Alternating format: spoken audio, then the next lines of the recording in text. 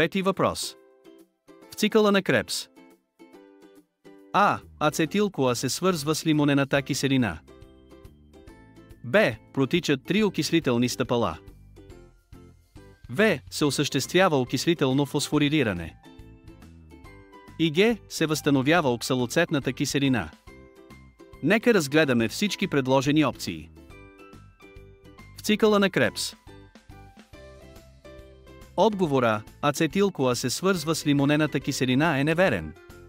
На първата стъпка в цикъла на Кребс, ацетил-CoA се комбинира с оксалоцетната киселина. Отговор Б. Протичат 3 окислителни стъпала, също е неверен. В цикъла на Кребс протичат 4 стъпала, от които 3 са окислителни. Отговор В. Се осъществява окислително фосфорилиране, неверен. Окислителното фосфорилиране не се осъществява в рамките на цикъла на Кребс. То се случва по-късно.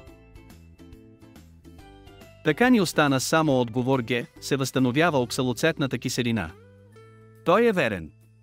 В края на цикъла на Кребс, оксалоцетната киселина се регенерира, като се възстановява към началната си форма. Това е ключова стъпка, която позволява на цикъла да продължи, като се осигурява постоянен поток от интермедиати, необходими за производство на енергия.